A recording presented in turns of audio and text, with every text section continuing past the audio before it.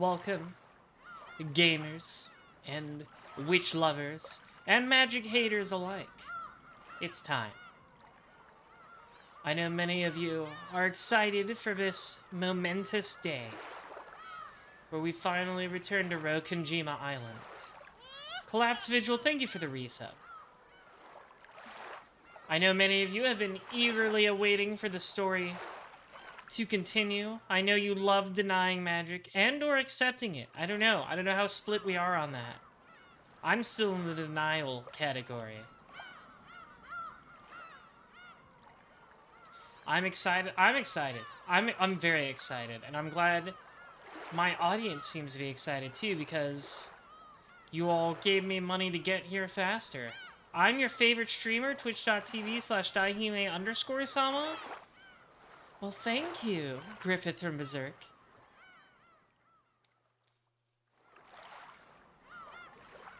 Am I gonna tell Maria magic isn't real? I'm gonna tell Maria the magic in her heart is real. But like, not like in real life.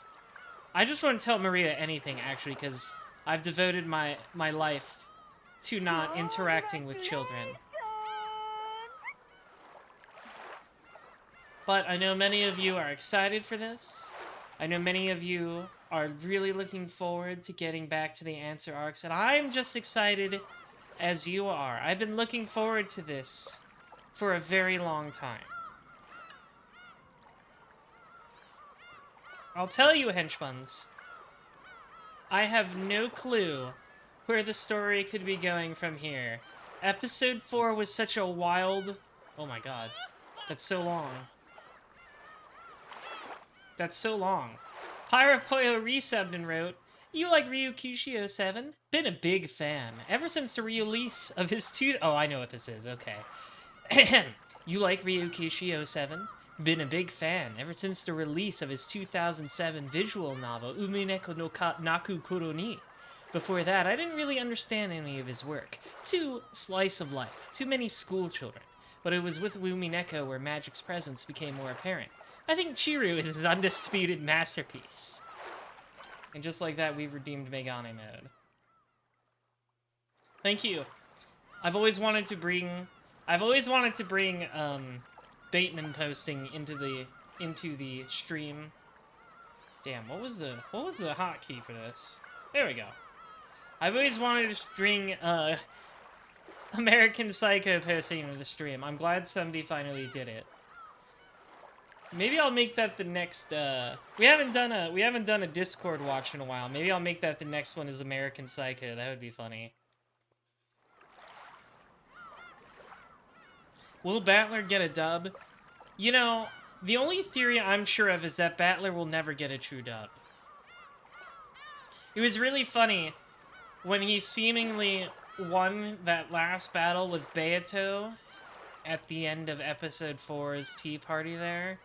And then Lambda Delta was like, "No, that's all bullshit." That was really funny. I don't think Battler is capable of getting a true dub, but we'll have to see. Like, he might get a victory, but it will not come without a cost, is my belief.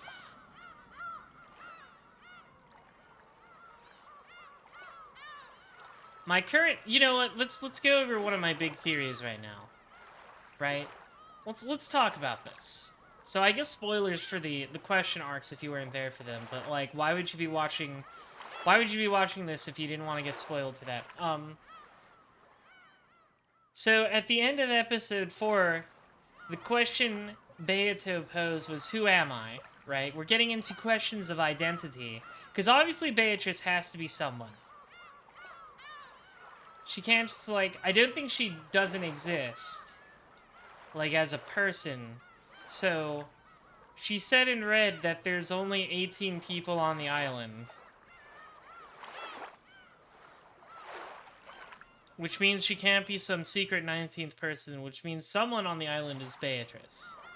More importantly, I'm curious about... So at the very end, she also said, like, everybody is dead, but also that Battler will still die, which means that, like, it might not be a person that kills everybody exactly at midnight. So I was thinking, what could possibly...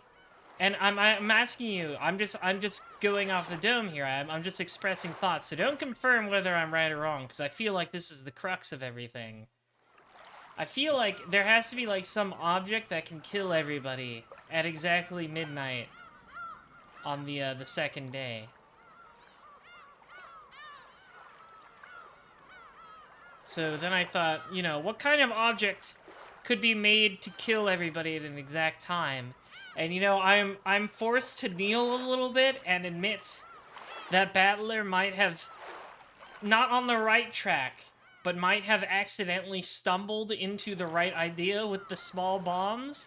Because then I also remembered they mentioned that Kinzo bought the island from the American military after their occupation of Japan, which would also explain why there's these giant tunnels underground the island that lead to Kuwadorian from the mansion.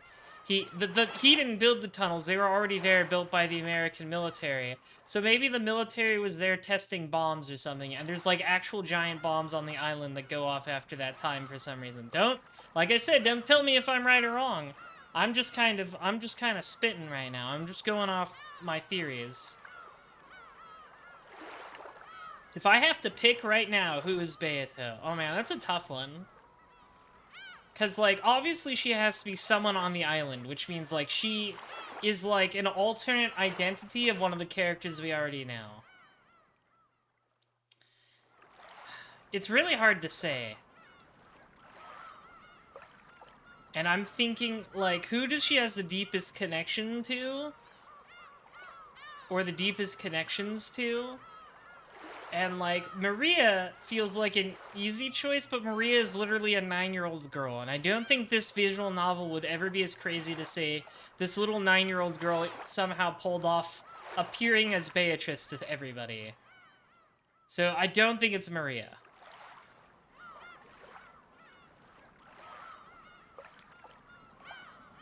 It could be... It could be Shannon, maybe. Because Shannon and Beatrice seem to have some really weird connection I haven't been able to decipher yet. Like, Beatrice really hates Shannon for some reason. She has a really strong emotional reaction to her. Alternate future Anji, sure. Yeah, we can go with that too. But I'm not 100% on that one. I've just noticed that she and Shannon have some really strong emotional connection going on that is I'm not sure about, since they didn't seem to know each other before Beato used her magic to attract George. But that's... You think it's Goda? You know what? Nobody knows about Goda's secret ability to pass really well with some makeup. That's his secret skill. He's an ultimate master of drag. But that's where I'm at. What was he cooking? Dinner. Like, actually just dinner. I think Goda's a really funny character because I don't think he has actually anything to do with anything. I don't think there's any secret Goda sauce. Like, I think he's just a guy. I think Goda's just a guy who's caught up in all this and he has, like, no secret motive. He has no secret, like, backstory. He's just kind of a guy who got caught up in everything.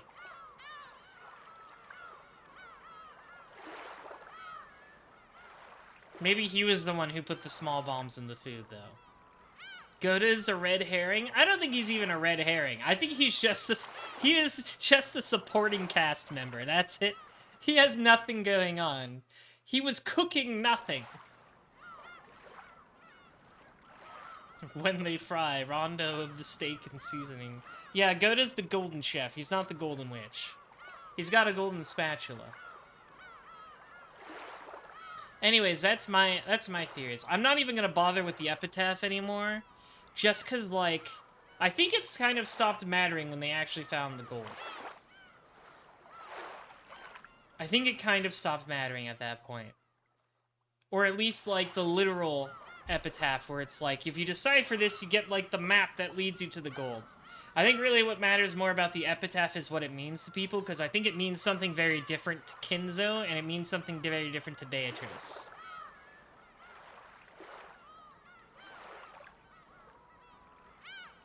I think it's more about the emotional meaning, because like, well, they actually found the gold in episode 3, and I don't know kanji, so I can't figure out whatever weird wordplay is going on with the epitaph that makes it like into a map. But yeah. So I'm not gonna worry about that too much. I'm just gonna try and figure out what it means to specific people. Kenzo's order for Burger King is what the epitaph is about. Oh, that's what he likes sweetwater fish on his burgers. It's very strange. It's the glass onion, yeah. Something that seems... Actually, I think it's the reverse of a glass onion. The glass onion was something that seems complex, but is actually very simple once you look through it because it's made of glass. I think it's the reverse of the glass onion. It's something that might seem simple at first, but is actually very complex. It's like a real onion, actually. It's got layers. It's not made of glass. It's opaque. What is sweetwater fish? From my understanding, sweetwater fish is just another word for freshwater fish. Like, fish you get from rivers, not the ocean. Umineko is the Shrek and Shrek 2 of visual novels. So true.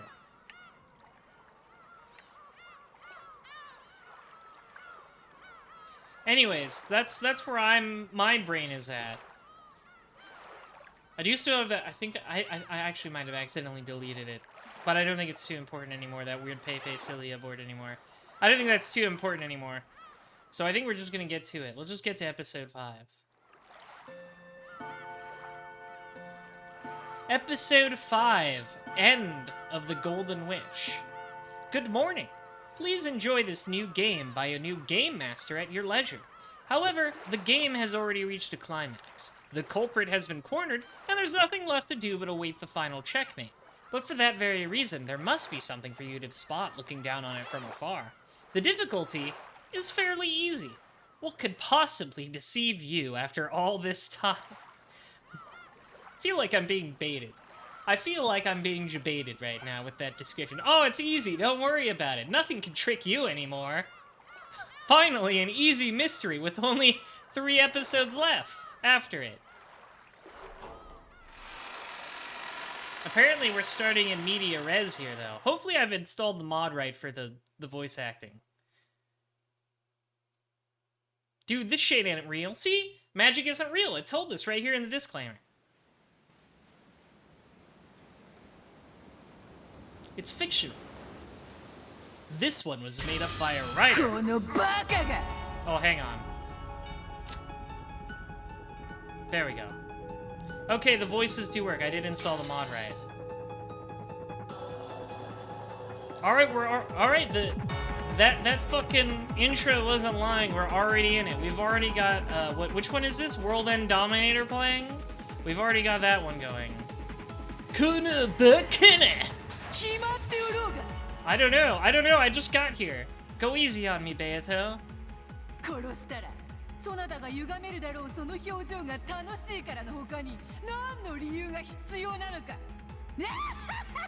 Oh, I've missed that laugh. Oh, I've missed that gremlin laugh.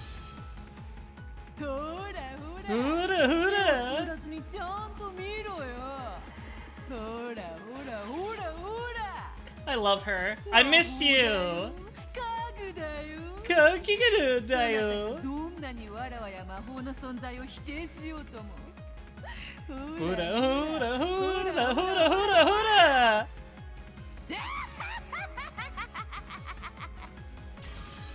I don't know what's going on.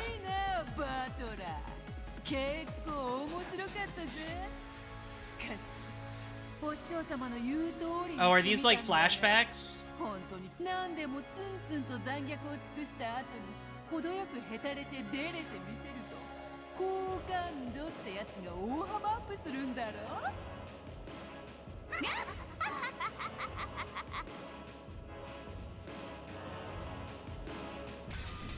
I think those were flashbacks to the previous games or something. Because she was talking about Virgilia there. Oh no, the music's sad now. That lonely tone was the desolate sound of the wind blowing by. The glittering rose petals on these bushes were all golden.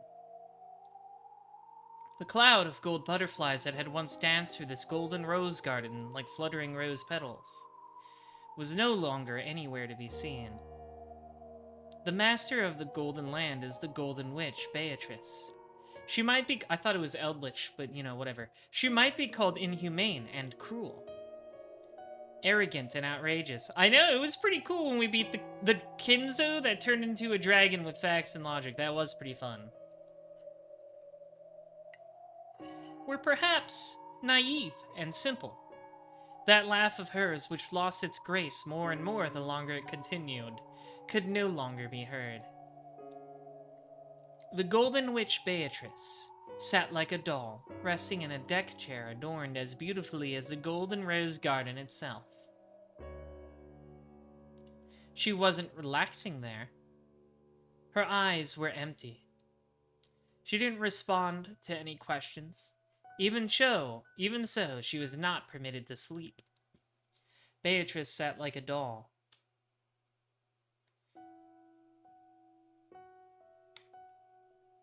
Her hair was down, and Virgilia was carefully tending to it with a comb. The usual Beata would surely have spent this time complaining about this and that regarding her hairstyle.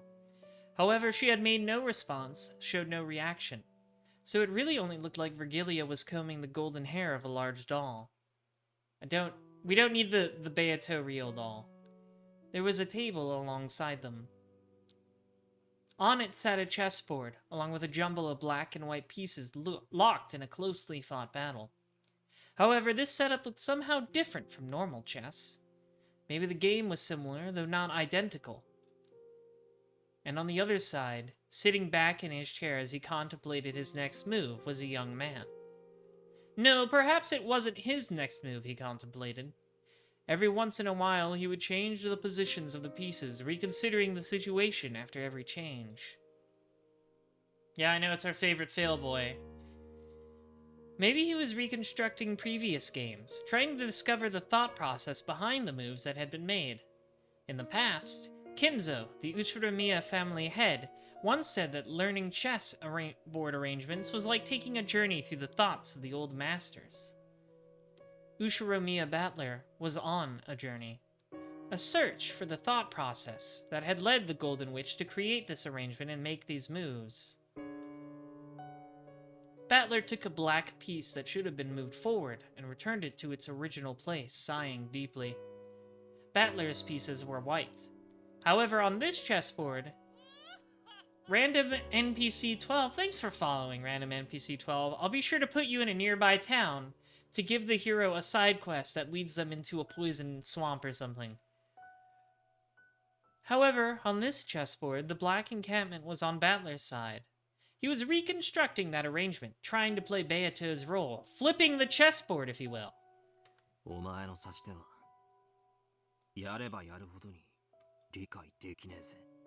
Even Battler... Actually, I might have to turn down the voices here.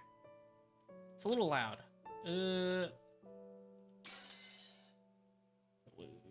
There we go.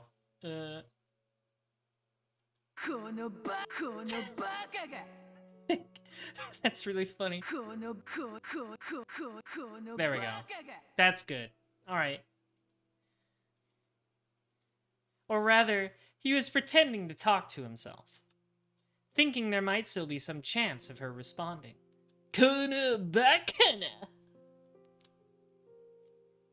Oh, she's got hair down spreads. I've seen some of these. I mean, it's on like the key art. Beato's eyes reflected nothing. I know, she was very unhappy at the end of episode 4. And her mouth told nothing. After begging him to kill her, the Golden Witch had become a corpse that had given up on life. She wasn't sleeping. She couldn't step down from this game and was therefore forbidden to sleep. So those words must have reached her ears. However, they probably hadn't reached her heart. The Golden Witch would not sneer at Battler's moves, nor would she praise them or belittle them.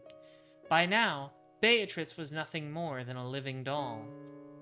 Yeah, I guess this makes sense after what happened at the end of episode 4. Like, she's not even in this game willingly anymore. It's like Lambda Delta and Burn Castle that are, like, kind of chained her to it. It's no more. It's no fun. It's no fun anymore when you're forced to.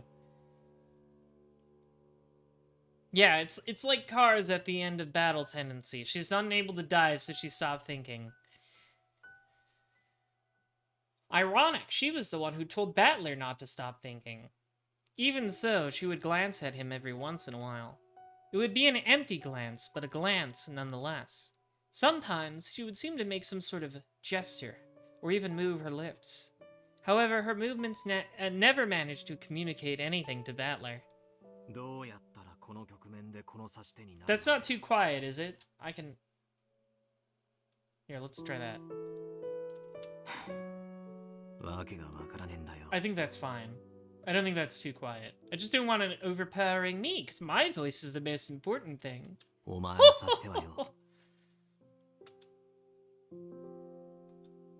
Beato, your chess playing is too joker-fied for me to understand. No, I don't want to talk anymore.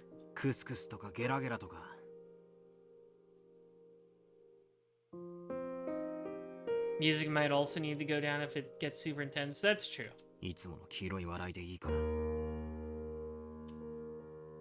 Well, if it gets like a louder song, I'll try and balance it better.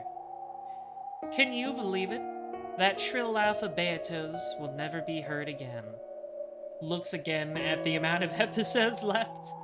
However, even if she couldn't answer, his voice surely reached her. That was what Battler believed as he said these words. So he said it again.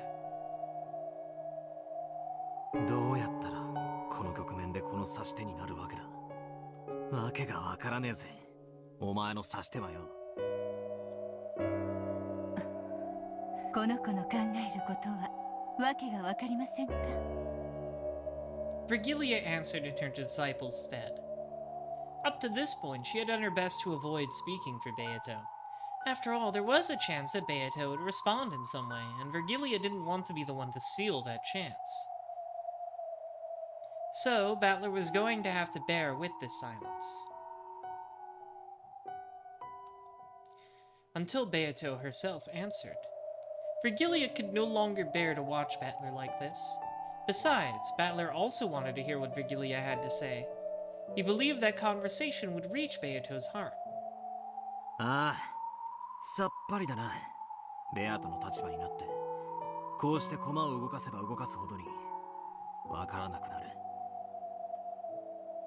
A serial murder following an epitaph? With that, as a victory condition, I tried reconstructing the game from the witch's side. Hello, Chesto! But I never ended up making the moves Beato did. In those games, I could find several incomprehensible moves that clearly worked against that victory condition. They did say this in previous chapters that Beato does not always make the most optimal moves for victory. She does things that... Sometimes she just does things she thought would be funny.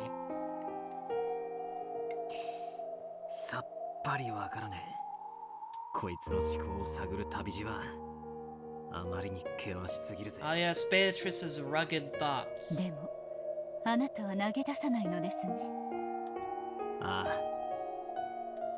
Exactly, yes. Beato is all about committing to the bit. Kill me. Let me die.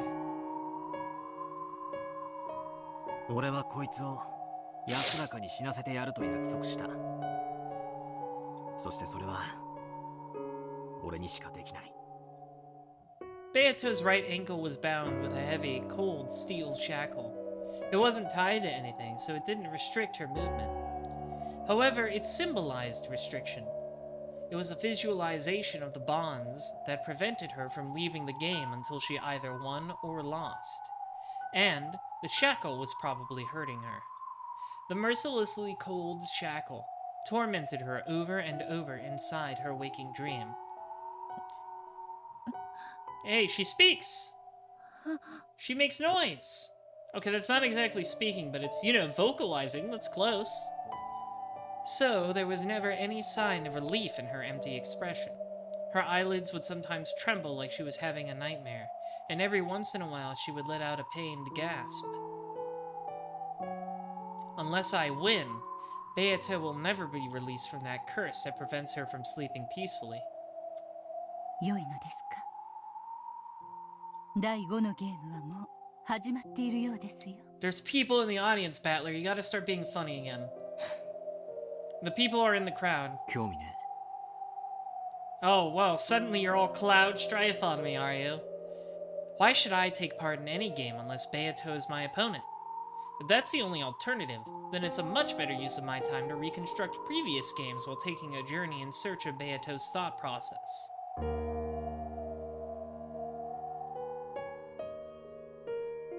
Hi, Lambda. Oh no, she's a terrible GM. She's one of those rocks fall, everyone dies types.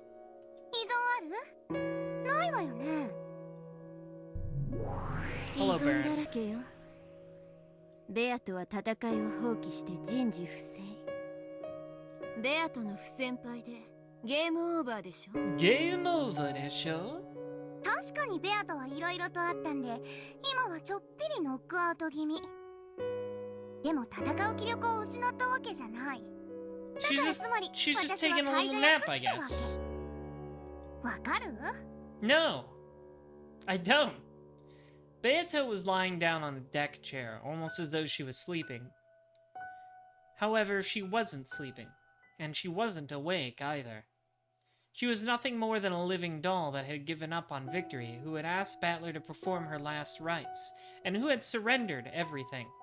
Okay, so she's being called a doll a lot, but we haven't talked about cut strings yet, so we haven't reached the visual novel cliché. Of course, if everyone just sat around, the next game, the 5th game, would never be made ready. So Lambda Delta had succeeded Beato as the next game master and announced that she'd prepare the next game. ふざけるな。これは俺とベアとのゲームだぞ。お前ら、どこの誰か知らねえが、勝手に話を進めるんじゃねえ。あんたに意見は求めてないわ。どうすんのベル？受けるの？受けないの？いいわ。あんたが引き継ぎなさい。なんだと？ふざけるな！お前ら何者か知らねえが。That's right. It's so funny that, like, Lambda Delta and Burncastle have had so little to do with the plot so far that Battler doesn't even, like, know who these bitches are. 落ち着きなさいよ。確かにプレイヤーが変われば指し手も変わる。あんたにとっては戸惑うことも多いかもしれないけど。Oh, that's nothing new. それでも大きなヒントになりうるでしょ？知らねえよ。勝手なこと言って仕切ってんじゃねえ。ベアとのゲームを4つも繰り返して何もわからないんでしょ。Yeah, なら that's the プレイヤ case. ーが変わる Battler doesn't know の shit は大きな about ヒント fuck. になると思うけれど。大きなお世話だ。これはベアとが用意し、俺を対戦相手に指定した。俺どこから湧いてきたのかもしれないお前らにかき回されるのはごめんだ。ならベアとを起こして次の準備をさせて。She's taking a nap. She doesn't want to get up. ベアとはしばらく起きねえよ。それに新しいゲームなんて必要ねえ。あいつがこれまでに出題してきた4つのゲームの譜面だけで十分だ。仮に第5のゲームがあるとしても、それはベアトが出題し、俺に挑むものだけで十分だ。お前らには何の関係もない。Battler couldn't hide his irritation at the two witches called Lambda Delta and Burncastle, who had shown up well after the game's start and who were now trying to take charge on their own. It looked like these witches were of an even higher rank than Beato. So high, in fact, that even Beato's teacher, Virgilia, couldn't even come close. Battler had the feeling he'd seen these two several times before. However, this was the first time he'd known their names and spoken to them directly. ベアトを起こせず、あんたに次のゲームを準備もできない。だから私が次のゲームを用意するわけ。私たちはね。That's true. Burncastle was at the end of episode 2 and when Battler was having his steppies. Yeah, that's why Battler's really funny to me, Collapse Vigil. He's like a shonen meathead protagonist that's forced to get really good at thinking instead of getting really good at punching.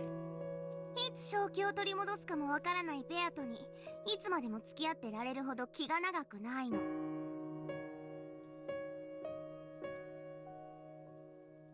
ベルン。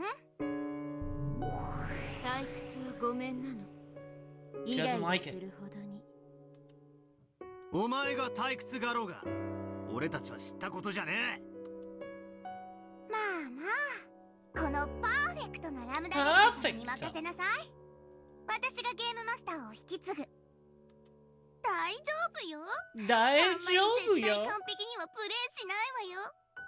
ベアトっぽくわけのわかんないフェイクや尻尾ボーナスヒントをいっぱい用意してあげる。ベアトの世界をより理解するための大きなヒントにしてあげるわよ。This feels like a trick. Letting my voiceless emotions explode, I slammed the table hard. The two witches didn't flinch at all. One grinned. The other looked indifferent, as though nothing had happened. The two of them just stared at me silently, as though they were reproaching me. 何？不満？あんたは私による第5のゲームを降りるっての？それって不先輩？バトラは降りないわよ。もちろん第5のゲームにも参加するわ。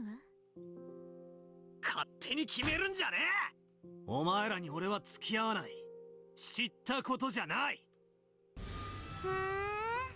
ならやっぱり不先 Seems 輩ってことよ we're at ね。 a stalemate here. このゲームは魔女側の勝ち。人間は屈服ってことでお開きでいいかしら。降りるなら不先輩でゲーム終了だけど。I mean, the problem, Sweet Creamy, with comparing like shonen powers with whatever's going on here is that like whatever's going on here might not even be real in the first place. たった一人残された妹が無限の世界のすべてでたどる That would be bad. 不幸な境遇を確定させたいのならそれも選択よ。 When Burncastle mentioned Anja, Battler's expression changed instantly. てめえ、エンジェのことを気安く口にするんじゃねえ。あなたにこの私奇跡の魔女ベルンカステルが味方しているからこそエンジェにはひょっとしたら家族が帰ってくるかもしれない奇跡の余地が残されている。 I mean, a very infinitesimally small possibility, according to あなた her. が自らそれを捨ててエンジェの無限の未来すべてを不幸なものに確定するのもまた私には一興だけれども。 I vaguely understood what she was saying. Until I win in Beato's game, I'll remain trapped in this bizarre world. And if I abandon that victory, then most certainly my parents and I will never return to Anja. For Anja's sake, even though I know that the witches are toying with me, I must keep on fighting. くそ。なにその不満そうな顔。自分の妹をグズグズのひき肉にされた怒り。 She was, in fact, she was like picked apart. It was kind of プ gross. チプチブチブチ無数の焼けたペンチで引きちぎって That's what I just said. 細切れにしていくあの光景。今度はちゃんと真正面で見ないとダメ。 Ah! Turned very indigo for a second. Burncastle pointed the palm of her right hand upwards. As she did, a pale light gathered there, and some kind of blue glowing crystal appeared there. A scene was reflected on its sharp surface, but it wasn't the scene that surrounded them now. If you look deep into that crystal, that fragment, then you would probably learn what was reflected on there. Oh, it's just Ange getting murdered. The fuck? If you stared at it, then you'd surely see the end of Anja finally reached, after waiting 12 years and giving up everything for the sake of her beloved brother. The scene of her death throes, as her entire body was torn to bits while she still lived. 貴様。 Without thinking, he grabbed at her collar, But as soon as he touched that witch that made up her form, it disappeared like foam on the waves. Then, as naturally as though she'd been there from the beginning, Burncastle was leaning against a distant wall. あなたがゲームを降りるなら Aw, her creepy little smile. これはかけらでなく確定した現実になる。その未来を紡ぐのは私じゃないわ。あなた自身よ。あなたが決めなさい。The INTJ stare. 最愛の妹の未来をどうしたいのかを I should make that edit after the stream. Battler's fist shook with anger. But even if he swung them down, he wouldn't be able to hit Burncastle. This witch was like a phantom, or a cat who wouldn't even let someone pet her if she didn't wish for it. Yeah, I know a guy like that. And she was telling the truth. For Anja's sake, I can't step down from this fight, even if these unpleasant witches hijack the game board. Do the end results affect reality? That seems to be what Burncastle is saying. Basically, like, everything is a hypothetical future right now. Like, for example, hypothetically, Battler could escape with his family and return to, return from Rokenjima instead of them all being murdered. The Anji from episode 4 was from sort of a hypothetical future where that didn't happen, where everybody died and she was forced to grow up alone with Eva, abusing her.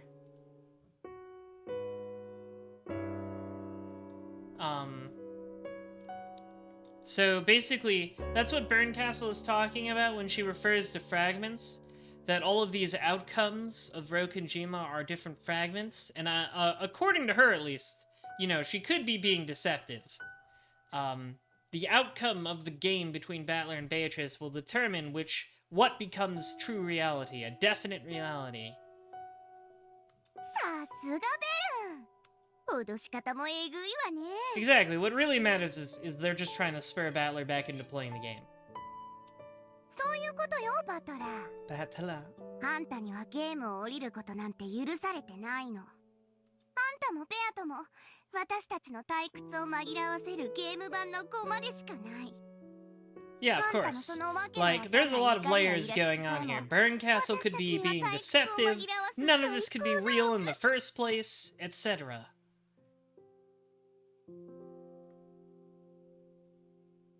Yeah, we gotta get this VN moving here. I paid $30 for the games to continue. It's clearly real because magic is real. Well, we'll see. I understand that we have some believers in the chat. Curry-flavored potato wafers? Sounds kind of good, actually. Women who are deranged?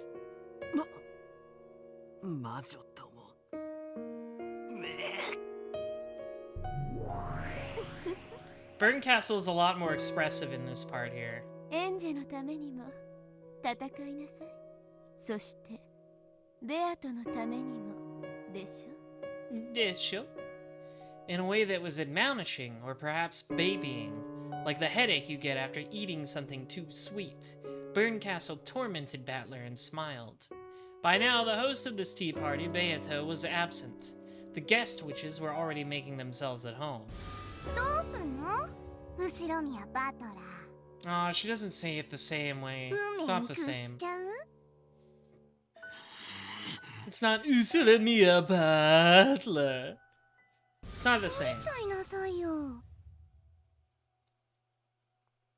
魔女の駒にして遊ばれるなんてもうごめんなんでしょ？ベルンの駒は辛いわよ。きっとあんたもエンジェみたいに使い捨てにされるわよ。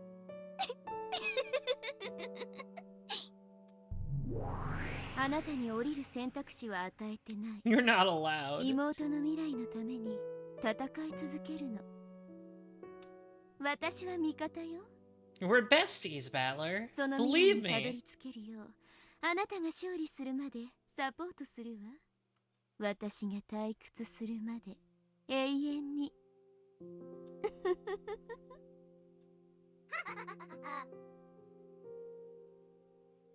I can't let her provocation and cajolery rile me up. Oh, I hate some cajolery. These witches know I get mad easily, and they're trying to take advantage of that. Battler withstood it all, and finally relaxed his clenched fists.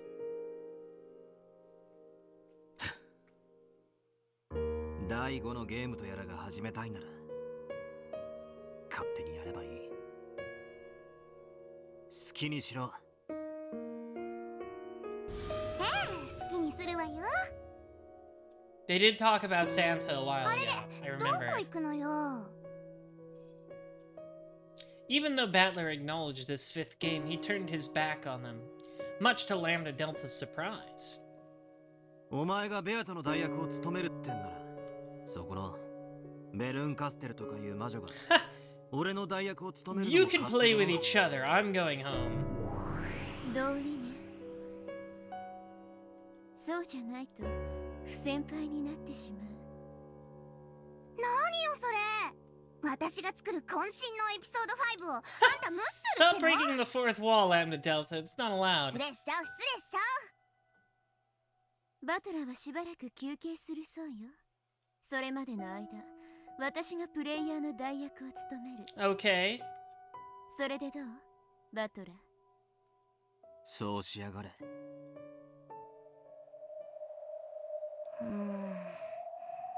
なにラムダ。 This doesn't seem like what they wanted. Would it be boring for them if it's just them and not the, the actual pieces?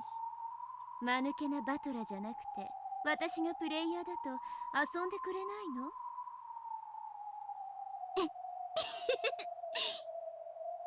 そんなわけないわ。ベルンと一緒に遊べて嬉しいわよ。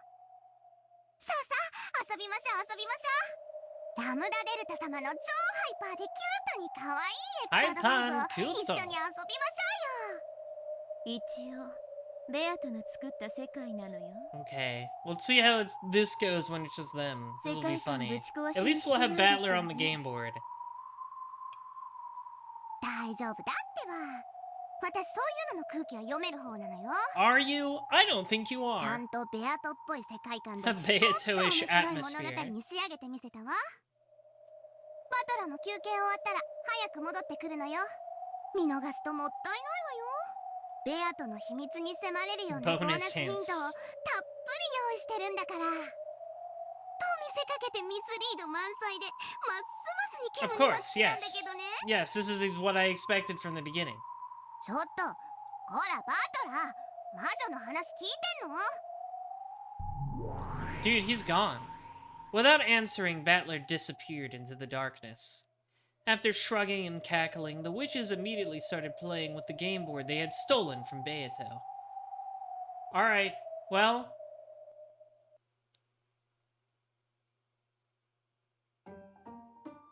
I hope they have fun. あの魔女どもに I'm just gonna go hang out with my catatonic girlfriend. 同じゲーム版を使う以上、この子にできないことはできません。しかし、 And Virgilia. この Virgilia is 子が here やらな too. いことはやれます。やらないこととは何だ。チェスの道具はチェスで遊ぶために存在します。それを使ってトランプをすることはできない。しかしチェスの駒を相手に投げつけてぶつけたり、 I would do チェ this. ス盤に落書きしてみたり、そういう行為をすることも不可能ではありません。しかしそれはチェスに対する冒涜だから Would it be blasphemy? 誰もやらない。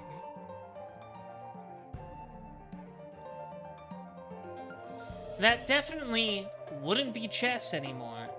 Beato's eyes seemed to cloud slightly with sadness. My game! ふざけやがって。これは俺とベアとのゲームだ。他の誰にも冒涜はさせない。 Hi, Renove. I wasn't expecting to see you again so soon. At that time, gold butterflies gathered and Renove appeared, holding a tea set with black tea. 紅茶のおかわりはいかがですか？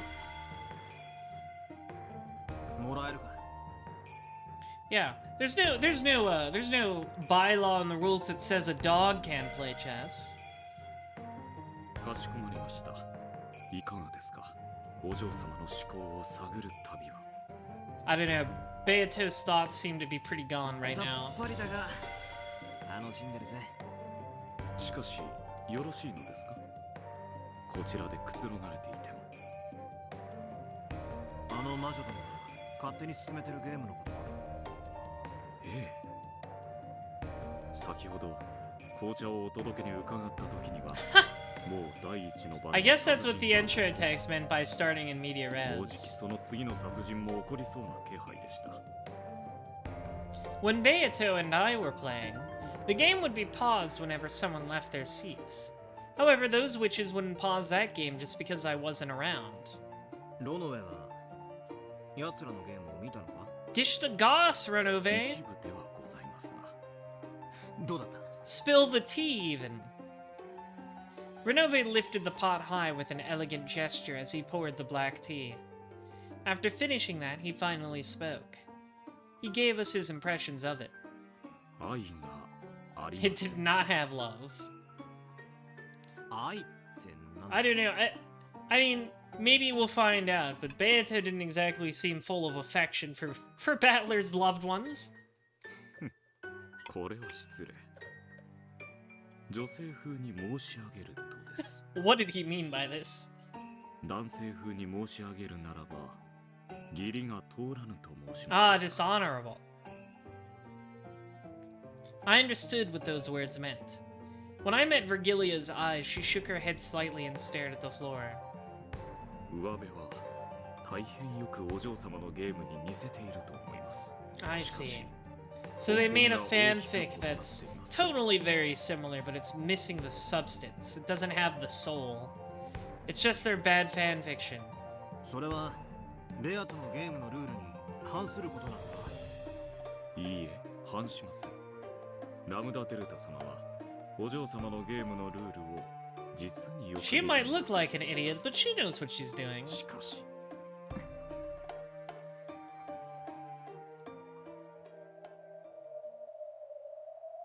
Battler stood up.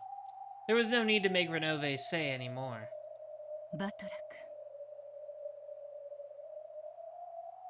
ク、ロノウェ、すまない。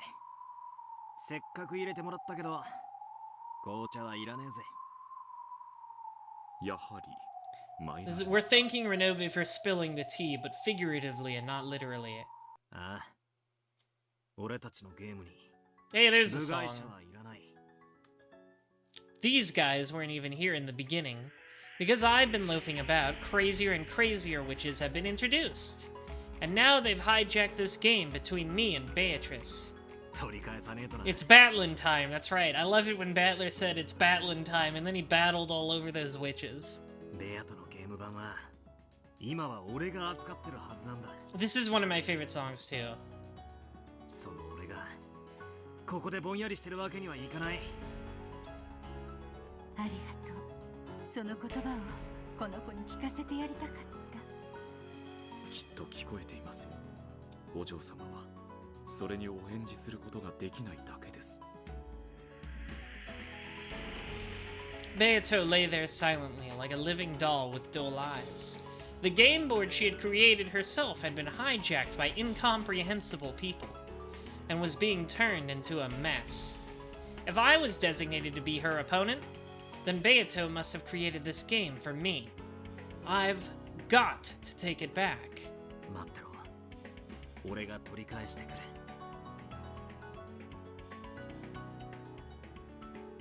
Of course, Beato didn't respond in any way. That's right. If she can't respond, then I have to protect it in her place. 行ってくるぜ。バルギリア、ロノエ、黄金の眠り姫の面倒を頼むぜ。はい、お任せ。 I do think it's cute whenever there's like a moment between Battler and Beato where it's like, oh, they actually like each other. They can't そし help て it. どうかこの子のいないゲームにてこの子の何かを見つけてあげてください。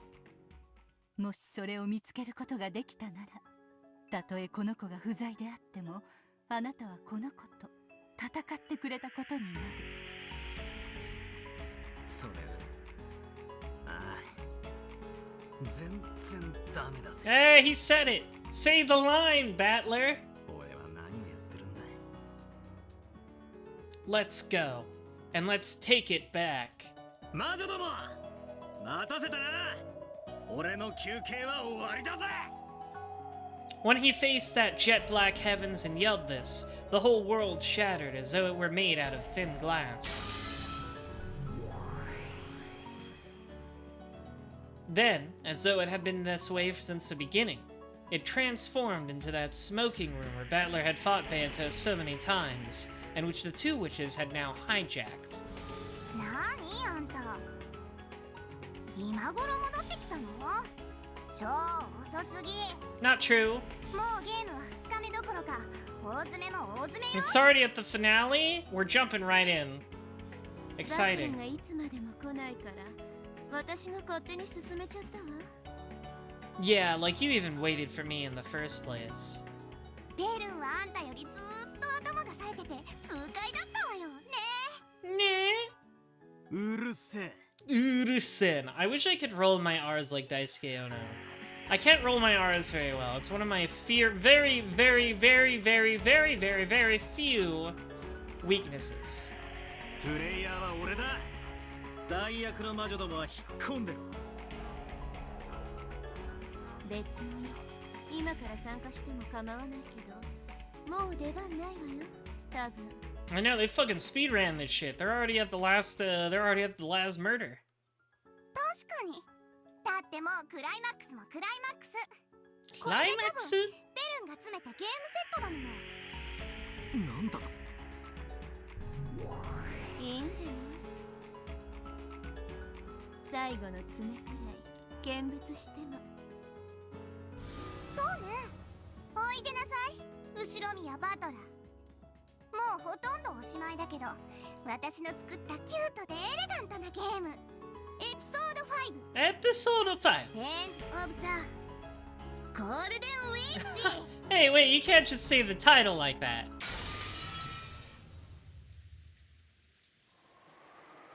What's going on? Oh my god! All right, I like how it's like you're fucking in it now, buddy. Look at all these people that are dead. All right, well, I guess we'll look it over. We'll just go through these one by one. Yeah, I'm gonna read them all. Don't worry. Ushiromiya Kinzo, the aged head of the Ushiromiya family. Even though it has already been announced that he has just a few months to live, he is brimming with energy. Though he amassed a vast fortune in the past, he never made any announcements regarding the inheritance, which worries his children. I know! Rare, Canon, and Shannon still alive in the last day here. They usually die either very soon, or they're not the last ones alive. Very rare. I don't think it's happened at all so far. They made it pretty far in episode 4, but did not make it to the end. Yeah, Dead Maria. That's definitely how you know this isn't a Beato joint. He is strongly influenced by the West and is a rabid fan of the occult. His study is packed with mysterious grimoires. Ushiromiya Kraus, Kinzo's first child. As the oldest of the 4 siblings, he leads the family conference. However, the other siblings think he's trying to get all the inheritance for himself, and this further strains the tensions between them. He is a real estate investor and has put a lot of money into the development of a resort. However, his results have been harshly criticized. Ushiromiya Natsuhi, Kraus's wife. She manages the household of the Ushiromiya head family in place of her husband, who takes little interest in such matters. She was in charge of all the preparations and arrangements for this family conference. She possesses a strong sense of responsibility and a great deal of pride. However, neither her husband nor his siblings understand her very well, so her position is far from enviable. Alright, what happened to Jessica? Her corpse was found in the cousin's room on the 2nd floor of the guest house. Cousin's room of the 2nd... Okay, so they was in the guest house. The direct cause of death is unknown, but her neck was sliced open by a sharp blade. The wound was deep enough that anyone could easily confirm her death with absolute certainty. Okay, so we've also lost these two. Attending physician Nanjo. Kinzo's attending physician and longtime friend. He once ran a hospital on Nijima, but he turned it over to his son and now enjoys his old age in peace. Now that Kinzo's constant suspicion has reached extraordinary heights, Nanjo is one of the very few people he trusts. Thanks to Nanjo's big-hearted nature, he has been able to continue his friendship with Kinzo despite the latter's tendency to fly into a rage at the slightest provocation. Eva, Kinzo's second child. She is hostile towards her brother Kraus and opposes him whenever she can. From issues dealing with family fortune to the question of who will succeed the family headship. Normally, she would have lost her place in the Ushiromiya family register upon her marriage, but she managed to forcibly overcome this by having her husband take her family name. So, Hideyoshi and George are dead. Eva is not. His corpse was found in a guest room on the first floor of the mansion. A demon stake had pierced through his back. The tip of it reached as far as his lungs. Because he was lying face down on the bed, it is unthinkable that this was a suicide. His corpse was found in the cousin's room on the second floor of the guest house. The direct cause of death is unknown, but his neck was sliced open by a sharp blade. The wound was deep enough that anyone could easily confirm his death with absolute certainty. Okay, Rudolph, Kyrie, and Battler are all still alive. Kinzo's third child. Along with his sister Eva, he intends to make his voice heard during the family conference to prevent his older sibling, Kraus, from keeping all of their father's wealth for himself. His former wife, Asumu, passed away 6 years ago, and he married his current wife, Kyrie, shortly after that. Rudolph's second wife. She had already worked alongside him for some time before the death of his first wife. Sorry, I'm lisping a little bit. At which time she openly took the position of his wife. She has served as Rudolph's right hand in several shady pieces of business, guiding them to success. She is quick-thinking and well-trusted by her husband. Yeah, absolute certainty sure is an easy phrase to abuse, isn't it? Ushiromiya Maria. Her corpse was found in the cousin's room on the second floor of the guest house. So, in the same room as Jessica. The direct cause of death is unknown, but her neck was sliced open by a sharp blade. The wound was deep enough that anyone could easily confirm her death with absolute certainty. I forgot to read Battler. Battler, the son of Rudolph and his first wife, Asumu. When his father married a second wife shortly after Asumu's death, Battler rebelled and went to live with his grandparents on his mother's side. However, both of these grandparents passed away, and he now had to return to the Ushiromiya family after 6 years. This family conference is a chance for him to renew his friendship with his cousins after a 6-year gap. Yeah, first Twilight was in the cousin's room. Servant Genji. His corpse was found in the servant waiting room on the first floor of the mansion. The direct cause of death is unknown, but his neck was sliced open by a sharp blade. The wound was deep enough that anyone could easily confirm his death with absolute certainty. So, first Twilight was Genji, Jessica, Maria, George, and Rosa. Her corpse was found in the... So, Rosa, Maria, and Jessica were all in the first room. Her corpse was found in the cousin's room on the second floor of the guest house. The direct cause of death is unknown, but her neck was sliced open by a sharp blade. The wound was deep enough that anyone could easily confirm her death with absolute certainty. Servant Shannon, a young but experienced servant. She's normally calm and performs her job efficiently, but she messes up when she gets nervous. Furthermore, Shannon is nothing more than a pseudonym that she uses when on duty, not her real name. Servant Canon, a young servant. He performs his duty silently and diligently, but is not so highly regarded as a servant due to his unsociable nature. There are multiple other servants with the On character and their pseudonyms. He and Shannon just happen to be the ones on duty that day. Servant Goda, a servant hired as a cook. He hasn't served this family long, but through his earlier jobs and previous experience, he has cultivated a talent for entertaining guests. Because of this, he is very highly regarded as a servant. Servant Kumasawa. This elderly woman is a part-timer who, though she has quit her job several times along the way, has served the family for a great many years in total. I'll get to that page, don't worry. She is crafty and more than competent when it comes to performing her duties, but nothing of her chattiness and love of rumors. She is not highly regarded as a servant. Alright. Beatrice, the Golden Witch and the Endless Witch. Beato's piece, who speaks on behalf of the illusion of the witch. I guess that would be Burncastle. Maybe. I'm not sure what illusion of the witch means in this. I guess that might be the real Beato. She claims that all of the crimes on Rokunjima were caused by the illusion of the witch. Oh, okay, alright, this is a new concept, alright. In the 5th game, she clashes with Burncastle, who denies this illusion. Oh, okay, they're saying... Alright, wow, alright. Yeah, it might be magic in general. This is a new thing, never mind. Because she herself is nothing more than a piece, and the higher plane version of her has stepped down as Game Master, she isn't in a position where she can know the truth of the 5th game. Right, okay. Remember the story layers thing? There's a lot going on with that. This puts her in a different position than the one she held in the games before now. Burncastle, the Witch of Miracles, also known as the witch who knows that miracles don't occur. In the 5th game, she participates as a player in opposition to Beato. However, from the very beginning, her aim has been to deny the illusion of the witch. Her only goal is to crush Beato and her world as a way to stave off boredom. Though she does deny the illusion of the witch, she is no ally of Battler's. Virgilia, a now retired Endless Witch and Beatrice's teacher. She used the endless magic properly and devoted her life to the smiles and happiness of many people. She taught Beatrice the endless magic, believing that Beatrice would also devote herself to the people, and retired. Yeah, exactly. That's true. That's what it said. Yeah, this isn't the Beato we just saw, who's like taking a nap. This is Beato as a piece in the game, just like this is Battler as a piece in the game.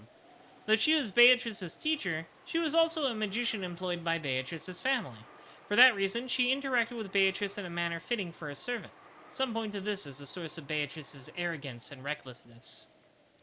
Renove, one of the 72 great demons, works for a master in exchange for various forms of compensation.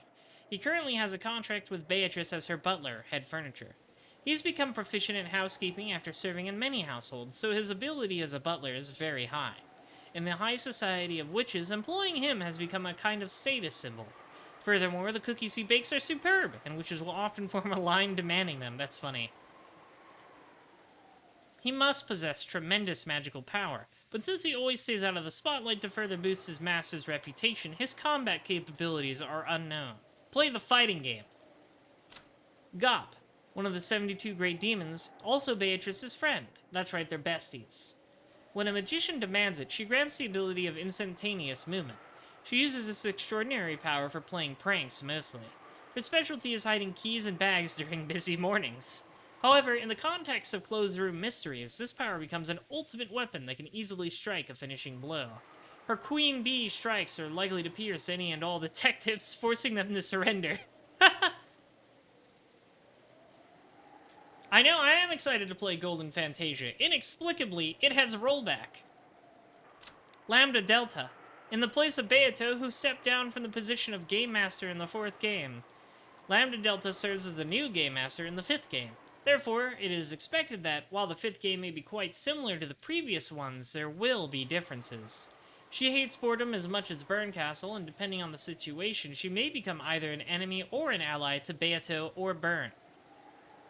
Ushuramiya Battler, the man designated to be Beato's opponent in the first 4 games. In the 5th game, he is displeased that Lambda Delta has taken over as Game Master, so he does not participate as a player. Okay, so we got the sisters. High-quality furniture created by Beatrice. Lucifer is the oldest of the sisters and therefore their leader. Because of this, she claims to be the strongest of them all, but she's secretly aware that she's actually the least talented. However, she has always acted with arrogance in an attempt to hide this fact from the others. Her greatest fear is that her sisters will scorn her if they ever find out. Mammon is quick to grab whatever she wants without any concern for her sisters. Her motto is monopolize through greed, which means she's usually the main cause of arguments between the sisters. However, she is also the most honest about her own feelings, and the one most likely to try and please the opposite sex. She may be greedy, but she's a hard worker who will stop at nothing to capture her target's affections for all eternity. Her target in this game being Anj. As the youngest of the sisters, Asmodeus is always doted upon. This might be why she alone is kept out of the way whenever an even slightly lewd topic comes up. She's always looking for a boyfriend in the hopes that her sisters will finally accept her as an adult. However, she keeps aiming too high and whiles away each day dreaming of the prince who will never come. Beelzebub is the gourmet of the sisters and is known for being big and picky eater. Her personality is similar to Mammon's, and the two sisters often fight over the same thing. She always talking about food, which makes her a calming influence among the sisters. However, she also has that disturbing desire to kidnap pretty boys and store them in the food cellar. Watch out, pretty boys. I also do that, though, to be fair. We already read Desmodius. Leviathan often represents the other younger sisters when speaking to Lucifer. Deep down, she has a brutal, deeply envious nature and is adept at spotting people's weaknesses. However, she's more of a selfish crybaby than a person burning with envy. For some reason, she's not very good at handling tough situations, and she often ends up coming in last among the sisters, getting the short end of the stick and crying. Smooth. Alright, I've already seen. Okay. Belphegor is well trusted and known for being a reticent, serious, and responsible piece of furniture. However, this is partly due to her demonic desire to turn her masters into useless, lazy pigs. In that sense, she might be the most demonic of all the sisters. She's serious to a fault and not at all used to being treated kindly instead of the other way around. Yeah, I think it's just Satan. We already read Lucifer, already read Mammon. We read Asmodeus, Beelzebub, Belphegor. There it is. Satan takes on the role of the constantly angry class president among the sisters. She's always quick to scold people, which is why the other sisters are so scared of her. For that reason, no one's ever willing to talk back to her, and she's actually quite lonely all the time. She'll sometimes intentionally do things that ought to get her in trouble, but none of the sisters ever scold this lonely furniture back. Is that all of them? Yeah, that's all of them. This seems to go through them randomly. Like, I don't know how to make it... It's weird.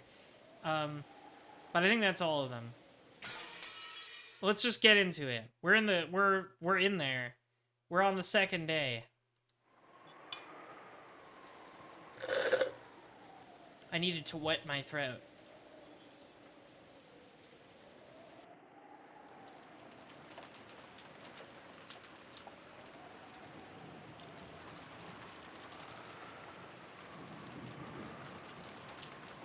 I know, Eva must be really upset. Her family's fucking dead. Right now, no humans exist on this island except for those in this parlor. And, with one exception, it has been shown that none of them have committed murder. And the culprit is among these people. Alright, calm down. They only said among. They didn't say the other half.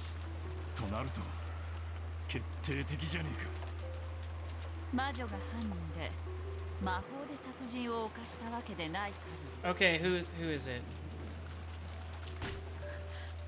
Oh, they think it's Natsuhi?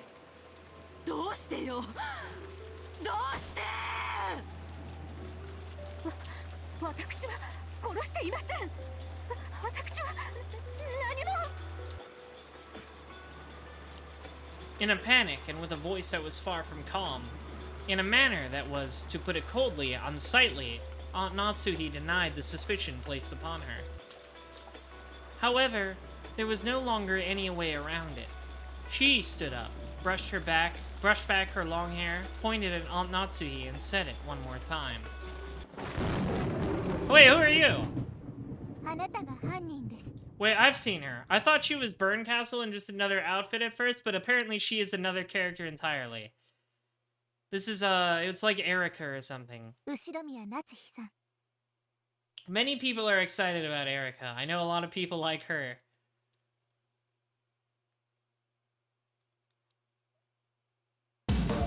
What?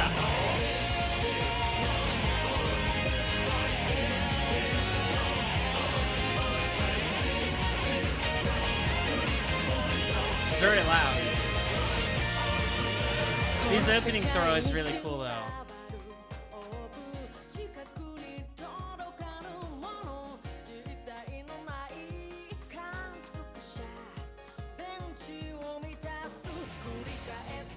I always think these openings are really fun.